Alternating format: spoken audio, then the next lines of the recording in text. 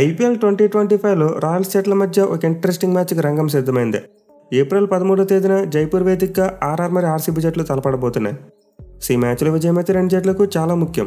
ఎందుకంటే two teams తమ previous మ్యాచెస్లో ఓడిపోయి ఈ మ్యాచ్లోకి వస్తున్నారు. మిగిలి రాజస్థాన్ టీం చూసుకుంటే ఇప్పటివరకు 5 మ్యాచ్లు ఆడితే 3 ఓడిపోయారు. సో దీంతో ఎలాగైనా సరే రాజస్థాన్ టీం తమ సొంత గడ్డ మీద కంబ్యాక్ చేయాలని చూస్తారు. వేరేజ్ ఆర్సీబీ టీం సినారియో చూసుకుంటే కాస్త డిఫరెంట్. వాళ్ళు 5 మ్యాచ్లు ఆడారు, 3 గెలిచి 2 ఓడిపోయారు. బట్ వాళ్ళు గెలిచిన 3 మ్యాచ్లు ఏవే మ్యాచెస్ హోమ్ గ్రౌండ్లో మ్యాచ్లు గెలవలేకపోతున్నారు.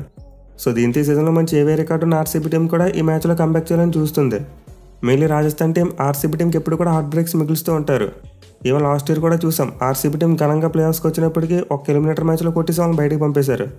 సో దీంతో ఆర్సీబీ టీం ఈ మ్యాచ్లో రాజస్థాన్ టీంతో చాలా జాగ్రత్తగా ఉండాలి.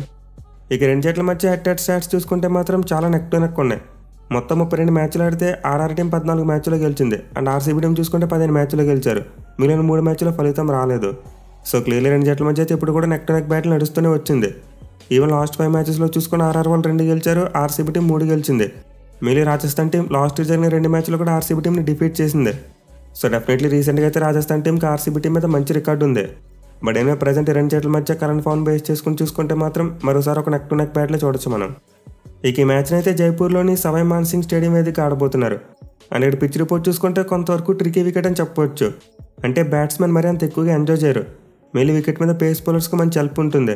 At the same time boundary sizes కూడా కాస్త పెద్దగా ఉంటాయి కాబట్టి భారీ స్కోర్ కొట్టడం కాస్త కష్టమే. సో ఈ గ్రౌండ్లో అయితే 200+ స్కోర్స్ అనేవి ఎక్కువగా చూడడం. మోస్ట్లీ 170 మరియు 180 మధ్య ఎక్కువగా స్కోర్స్ కనబడుతూ ఉంటాయి. బట్ ఏమో లాస్ట్ ఇయర్ చూసుకుంటే చాలా వరకు మంచిగానే రన్స్ వచ్చాయి. ఆల్మోస్ట్ ప్రతి మ్యాచ్లో కూడా ఏదో ఒక టీం 180+ స్కోర్ కొట్టడం చూసాం. సో దీంతో బ్యాట్స్మెన్ కూడా ఈ పిచ్ మీద మంచి స్కిల్ సెట్ యూజ్ చేస్తే ఖచ్చితంగా రన్స్ కొట్టొచ్చు. బట్ ప్రైమరీగా చూసుకుంటే మాత్రం పేస్ బౌలర్స్కి కాస్త హెల్ప్ ఉంటుంది. ఎస్పెషల్లీ కొత్త బాల్ని ఎక్కువగా స్వింగ్ చేసి వికెట్లు తీసుకోవచ్చు, ఎందుకంటే ఇది ఒక ఓపెన్ గ్రౌండ్. అండ్ ఆల్సో గ్రౌండ్లో స్క్వేర్ బౌండరీస్ కూడా పెద్దగా ఉంటాయి కాబట్టి స్పిన్నర్స్ కూడా గేమ్లోకి రాగలరు. సో మనమైతే ఖచ్చితంగా ఈ మ్యాచ్లో బ్యాట్ అండ్ బాల్ మధ్య ఒక టఫ్ కాంపిటీషన్ అయితే చూడొచ్చు. ఇక ఈ గ్రౌండ్ యొక్క స్టాట్స్ విషయానికి వస్తే ఇప్పటివరకు మొత్తం 57 ఐపీఎల్ మ్యాచెస్ జరిగాయి. అండ్ 57 మ్యాచ్లో ఫస్ట్ బ్యాటింగ్ చేసిన టీం 20 మ్యాచ్లో గెలిస్తే చేస్ చేసిన టీమ్స్ 37 మ్యాచ్లో గెలిచాయి. అలాగే గ్రౌండ్లో ఫస్ట్ ఇన్నింగ్స్ యావరేజ్ స్కోర్ చూసుకుంటే 162 రన్స్గా ఉంది. అయితే ముందు చెప్పుకున్నట్టు లాస్ట్ ఇయర్ చూసుకుంటే మాత్రం ఈ గ్రౌండ్లో యావరేజ్ స్కోర్ 180+ ఉంది. అండ్ ఆల్సో ప్రీవియస్గా గ్రౌండ్లో ఆడిన 3 మ్యాచ్లో కూడా చేస్ చేసిన టీమ్సే గెలిచారు. ఇన్ఫాక్ట్ ఓవరాల్ స్టాట్స్ చూసుకున్న చేస్ చేసిన టీమ్స్కి చాలా అడ్వాంటేజ్ కనిపిస్తుంది. అండ్ దీనికి ఆబ్వియస్ రీజన్ ఈ గ్రౌండ్లో ఎక్కువగా డ్యూ ఫ్యాక్టర్ ఉంటుంది. బట్ ఎనివే ఈ మ్యాచ్లో అయితే డ్యూ ఫ్యాక్టర్ ఇబ్బంది కలిగించదు, ఎందుకంటే ఇది ఒక ఆఫ్టర్నూన్ మ్యాచ్. మధ్యాహ్నం 3:30 గంటలకు స్టార్ట్ అయిపోతుంది. సో దీంతో మనమైతే ఈ మ్యాచ్లో టాస్ అడ్వాంటేజ్ని పక్కకు తీసేయచ్చు.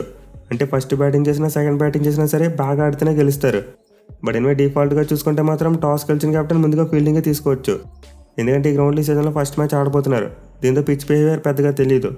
సో దీని దృష్టిలో పెట్టుకున్న టాస్ గెలిచిన కెప్టెన్ మోస్ట్ లైక్లీ ముందుగా ఫీల్డింగే తీసుకోవచ్చు. ఇక ఈ గ్రౌండ్లో రాజస్థాన్ టీం యొక్క రికార్డు విషయానికి వస్తే నిజంగా అద్భుతమైన రికార్డు ఉంది. ఇన్ఫాక్ట్ వాళ్ళకి ఇది ఒక కంచు కార్డు అని చెప్పుకోవచ్చు. ఎందుకంటే ఆర్ఆర్ టీం ఈ గ్రౌండ్లో 57 మ్యాచ్లు ఆడితే 37 మ్యాచ్లు గెలిచారు, 20 మ్యాచ్లో మాత్రం ఓడిపోయారు. ఈవెన్ లాస్ట్ ఇయర్ చూసుకుని ఈ గ్రౌండ్లో రాజస్థాన్ టీం చాలా డామినేట్ చేసింది. 5 మ్యాచ్లు ఆడితే 4 గెలిచారు, 1 మాత్రం ఓడిపోయారు. సో క్లియర్లీ రాజస్థాన్ టీంకి అయితే ఈ గ్రౌండ్లో చాలా అంటే చాలా మంచి రికార్డు ఉంది. బట్ ఆర్సీబీకి అగైనెస్ట్గా చూసుకుంటే మాత్రం మళ్ళీ నెక్ టు నెక్ కాంపిటీషన్. ఈ గ్రౌండ్లో 2 జట్లు 9 మ్యాచ్లు ఆడితే ఆర్ఆర్ టీం 5 మ్యాచ్లో గెలిచింది. అండ్ ఆర్సీబీ టీం చూసుకుంటే 4 మ్యాచ్లో గెలిచారు. సెట్టెడ్ స్టాట్స్ విషయంలో ఎలా అయితే నెక్ టు నెక్ ఫైట్ ఉందో ఈ గ్రౌండ్లో కూడా సేమ్ అలా నెక్ టు నెక్ ఫైట్ ఉంది. బట్ ఈ మ్యాచ్లోకి అయితే ఖచ్చితంగా రాజస్థాన్ టీమే ఫేవరెట్స్గా బరిలోకి తీస్తారు, ఎందుకంటే వాళ్ళకి హోమ్ అడ్వాంటేజ్ చాలా ఎక్కువగా ఉండబోతుంది. మెయిన్లీ ప్రజెంట్ ఆ టీంలోనే చాలామంది బ్యాట్స్మెన్కు ప్రీవియస్గా ఈ గ్రౌండ్లో ఆడిన ఎక్స్పీరియన్స్ చాలా ఎక్కువగా ఉంది. సో డెఫినెట్లీ మ్యాచ్లో రాజస్థాన్ టీంకి అయితే హోమ్ అడ్వాంటేజ్ ఉంటుంది. బట్ ప్రజెంట్ వాళ్ళ ఫామ్ చూసుకుంటే మరీ అంత బీభత్సమైన ఫామ్లో లేరు. ఎస్పెషల్లీ బ్యాటింగ్ యూనిట్ ఎక్కువగా స్ట్రగుల్ అవుతుంది. ఒక మ్యాచ్లో సరిగ్గా ఆడుతున్నారు, మరో మ్యాచ్లో చేతులు ఎత్తేస్తున్నారు. ఈ సీజన్లో చూసుకుంటే ఏ రాజస్థాన్ బ్యాట్స్మెన్ దగ్గర నుండి కూడా కన్సిస్టెంట్గా రన్స్ రావట్లేదు. ఒక మ్యాచ్లో ఒకరు ఆడుతుంటే మరో మ్యాచ్లో ఇంకొకరు ఫెయిల్ అవుతున్నారు. మెయిన్ వాళ్ళ ఓపెనింగ్ కాంబినేషన్ సరైన స్టార్ట్స్ ఇవ్వలేకపోతున్నారు. అండ్ దాని మిడిల్ ఆర్డర్లో చూసుకున్న ధ్రువ్ జురేల్ మరియు నితీష్ రాణా లాంటి వాళ్ళు చాలా ఇన్కన్సిస్టెంట్గా ఆడుతున్నారు. కేవలం పరాగ్ మరి ఎట్ మరి మాత్రమే కాస్త టచ్లో కనిపిస్తున్నారు. సో రాజస్థాన్ టీం అయితే మ్యాచ్లో తమ బ్యాటింగ్ ఇంప్రూవ్ చేసుకోవాలి. మెయిన్ వాళ్ళ కెప్టెన్ సంజు శాంసన్ దగ్గర నుండి ఒక పెద్ద ఇన్నింగ్స్ అయితే బాకీ పడి ఉంది. At the same time Jaiswal కూడా మంచిగా ఆడితే ఈ మ్యాచ్లో రాజస్థాన్ టీంకి చాలా మంచి స్టార్ట్ వస్తుంది. అండ్ దాని స్టార్ట్ని యూజ్ చేసుకుంటే మిడిల్ ఆర్డర్లో బాగా షైన్ అవ్వగలిగే బ్యాట్స్మెన్ వాళ్ళకు ఉన్నారు. సో రాజస్థాన్ టీంకి కనుక పవర్ ప్లేలో మంచి స్టార్ట్ వస్తే వాళ్ళైతే ఖచ్చితంగా భారీ స్కోర్ కొట్టడానికి ఛాన్స్ ఉంటుంది. ఇక బౌలింగ్ విషయానికి వస్తే వాళ్ళ బౌలింగ్ కూడా కాస్త మిక్స్డ్గా కనిపిస్తుంది. మెయిన్లీ జాఫ్రాజర్ ఫస్ట్ 2 మ్యాచెస్లో వేరైనా ఆ తర్వాత బ్రిలియంట్గా కంబ్యాక్ ఇచ్చి బాగా బౌలింగ్ చేస్తున్నాడు. కానీ మిగతా బౌలర్స్ మాత్రం ఆ కన్సిస్టెన్సీని చూపించలేకపోతున్నారు. మీరు లాస్ట్ మ్యాచ్లో గుజరాత్కి అగైనెస్ట్గా చూసాం, డెత్ ఓవర్స్లో చాలా స్ట్రగుల్ అయ్యారు. సో ప్రజెంట్ రాజస్థాన్ బౌలింగ్ అయితే జాఫ్రాజర్ ఒకటే మంచి ఫామ్లో ఉన్నాడు. అండ్ దాంతో పాటు మిగతా బౌలర్స్ వికెట్స్ అయితే చేస్తున్నారు కానీ రన్స్ని కంటైన్ చేయలేకపోతున్నారు. బట్ 8 మ్యాచ్ల వాళ్ళకి సందీప్ శర్మ లాంటి బౌలర్ కీ ప్లేయర్గా మారేందుకు ఎక్కువ అవకాశాలు ఉంటాయి. ఎందుకంటే అతనికి గ్రౌండ్లో బౌలింగ్ వేసిన ఎక్స్పీరియన్స్ ఎక్కువగా ఉంది. At the same time RCB batters అతనికి మంచి మ్యాచ్అప్స్ కూడా ఉన్నాయి. అయితే వాళ్ళ ప్లేయింగ్ లోన్లో చూసుకుంటే మాత్రం రాజస్థాన్ టీం చేస్తే 2 మార్పులు చేయొచ్చు. అదేంటంటే వాళ్ళకి లాస్ట్ మ్యాచ్లో అవసరంగా పర్సనల్ ఇష్యూస్ కారణంగా మిస్ అయ్యాడు. సో దీంతో అతను కనుక మ్యాచ్లోకి అందుబాటులోకి వస్తే పరుగు ప్లేస్లో ప్లేయింగ్ లోన్లోకి వచ్చేస్తాడు. అండ్ దాన్ని ఇదే జరిగితే వాళ్ళకైతే ఒక ఎక్స్ట్రా పేస్ బౌలింగ్ ఆప్షన్ అవసరం పడుతుంది. ఫోర్స్ సీమ్ బౌలింగ్ ఆప్షన్ అవసరం పడుతుంది కాబట్టి మేబీ ఆకాశ్ మధ్యలో ఆడించేందుకు అవకాశాలు ఉంటాయి. అదర్వైజ్ అవసరంగా రాకపోతే వాళ్ళు మోస్ట్ లైక్లీ సేమ్ కాంబినేషన్తోనే వెళ్ళొచ్చు. ఇక ఆర్సీబీ టీం విషయానికి వస్తే లాస్ట్ మ్యాచ్లో చూసాం డీసీ మీద చాలా తడబడ్డారు. మీరు వాళ్ళ బ్యాట్స్మెన్ కుప్పకూలిపోయారు. సో డెఫినెట్లీ ఆర్సీబీ మిడిల్ ఆర్డర్కి మంచి క్వాలిటీ బౌలింగ్ వేస్తే వాళ్ళైతే ఖచ్చితంగా తడబడతారు. ఎస్పెషల్లీ వాళ్ళ ఫారెన్ పవర్ హిట్టర్ లివింగ్స్టన్ అంత మంచి ఫామ్లో లేడు. అండ్ ఆల్సో జితేష్ శర్మ కూడా లాస్ట్ మ్యాచ్లో స్ట్రగుల్ అవడం చూసాం. సో ప్రజెంట్ ఆర్సీబీ టీంకి అయితే తమ ఓపెనర్స్ మంచి ఫామ్లోనే ఉన్నారు. మీరు విరాట్ కోహ్లీ చూసుకుంటే లాస్ట్ ఇయర్ గ్రౌండ్లో ఒక సెంచరీ కూడా కొట్టాడు. బట్ ఆ సెంచరీ కొట్టిన మ్యాచ్లు చూసాం అతను తప్ప మిగతా ఆర్సీబీ బ్యాట్స్మెన్ అంతా ఫెయిల్ అయిపోయారు. ఈసారి అయితే ఆర్సీబీ బ్యాట్స్మెన్ ఇలాంటి మిస్టేక్ చేయకూడదు. మళ్ళీ మిడిల్ ఆర్డర్లో వాళ్ళ కెప్టెన్ పడిడార్ ఫెయిల్ అయినప్పుడు ఆ టీం భారీ స్కోర్ కొట్టలేకపోతుంది. సో ఈ మ్యాచ్లో అయితే ఆర్సీబీ బ్యాట్స్మెన్ కాస్త ఎక్స్ట్రా రెస్పాన్సిబిలిటీ తీసుకుని ఆడాలి. ఇక బౌలింగ్ విషయానికి వస్తే పర్వాలేదు, ప్రతి మ్యాచ్లో బాగానే రాణిస్తున్నారు. బట్ ఇప్పుడు ఆర్సీబీ టీంకి కొత్తగా ఒక ప్రాబ్లం స్టార్ట్ అయింది. అదేంటంటే జాస్ హెజల్వుడ్ మిడిల్ ఓవర్స్లో సక్సెస్ అవ్వలేకపోతున్నాడు. So left arm right arm combination కోసం అయితే ఆర్సీబీ వాళ్ళు భూమి రెస్టాల్కి పవర్ ప్లేలో బాల్ ఇస్తున్నారు. దీంతో హెజల్వుడ్ మిడిల్ ఓవర్స్లో బౌలింగ్ చేయవలసి వస్తుంది. బట్ అతను అలా చేసిన 2 సార్లు కూడా ఫెయిల్ అయ్యాడు. దీంతో ఆర్సీబీ టీం ఈ టాక్టిక్ మీద కాస్త ఆలోచించుకోవాలి. అలాగే వాళ్ళకి 5th బౌలింగ్ ఆప్షన్ కూడా లాస్ట్ మ్యాచ్లో ఫెయిల్ అవ్వడం చూసాం. క్రొనాల్ పాండ్యా మరియు లివింగ్స్టన్ ఇద్దరు సరిగ్గా వేయలేకపోయారు. సో ఆర్సీబీ టీంకి అయితే భూవీ, ఎస్టైల్ మరియు శ్రేయస్ శర్మ ముగ్గురు కూడా మంచిగానే బౌలింగ్ చేస్తున్నారు. బట్ మిగతా 2 బౌలింగ్ ఆప్షన్స్ కూడా ఫామ్లోకి రావాలి. మీరు ఆర్సీబీ టీం ఈ మ్యాచ్లో ఒక ఎక్స్ట్రా పేస్ బౌలింగ్ ఆప్షన్ తీసుకుంటే బెటర్ అనిపిస్తుంది. అది కూడా ఎలాంటి వాళ్ళు పడీకల్ని పక్కన పెట్టి మనోజ్ పాండే లాంటి ప్లేయర్ని ట్రై చేస్తే బాగుంటుంది. ఎందుకంటే అతను పెద్ద షాట్స్ ఆడగలడు, at the same time pace bowling కూడా చేయగలడు. సో ఆర్సీబీ టీం మ్యాచ్ కోసం యంగ్స్టర్కి ఒక ఆపర్చునిటీ ఇస్తే బాగుంటుంది. అలాగే మేబీ ఫామ్లోనే లివింగ్స్టన్ ప్లేస్లో జాకబ్ బత్లర్ కూడా ఒక ఆపర్చునిటీ ఇవ్వచ్చు. బట్ మోస్ట్లీ సీజన్లో ఇంకా ఎర్లీ డేస్లో ఉన్నాం కాబట్టి మార్పు అయితే చేయకపోవచ్చు. సో చూడాలి మరి ఆర్సీబీ టీం పిచ్చికి తగ్గట్టు ఒక ఎక్స్ట్రా పేస్ బౌలింగ్ ఆప్షన్ తీసుకుంటారు లేదనేది.